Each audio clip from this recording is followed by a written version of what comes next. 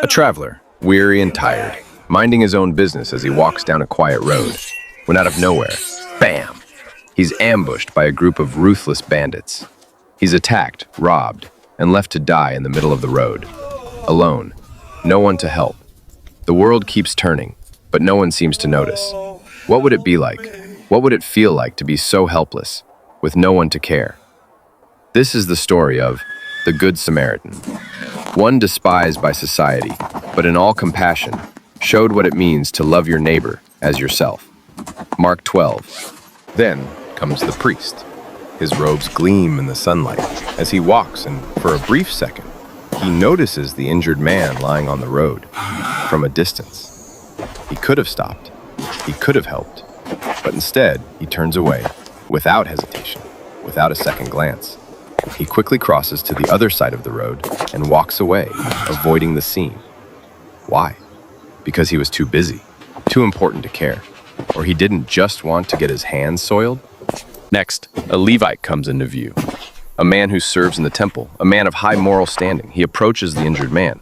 He pauses, his eyes locking on the wounded man. He sees the pain, the blood, the desperation. But after a brief hesitation, he steps away, quickening his pace. He walks on by as if to say, "Someone else will take care of this." He doesn't stop. Why? Maybe he thought it wasn't his problem. Maybe he feared getting involved. I got it. Then, from afar, a figure appears. A Samaritan. A man from a group despised by the people of Israel. No one expected him to stop. No one thought he would care. Yet there he is, pausing. Taking a deep breath, he approaches the injured man, his eyes full of compassion. And instead of turning away, he kneels down. The Samaritan carefully examines the wounds of the injured man, his hands gentle but sure as he rips pieces of cloth torn from his own clothes to make bandages. His eyes never wavered, nor looked at him in a repulsive way. His heart never hesitated.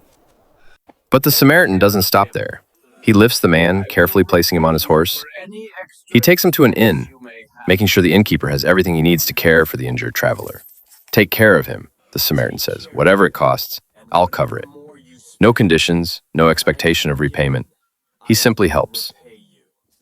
Because kindness doesn't have a price. So the question is, who was the true neighbor? The priest, the Levite, or the Samaritan, who, despite his differences and how the society saw him, chose to stop? The Samaritan didn't hesitate. He didn't look for reasons to walk away. He saw someone in need and chose to help. The others, they kept walking. They didn't even notice. This is the golden story of the Good Samaritan. Now, the question is, for each of us, will we be like the priest and the Levite, walking past, pretending we didn't see? Or will we be like the Samaritan? Will we choose kindness no matter who it's for, no matter what it costs?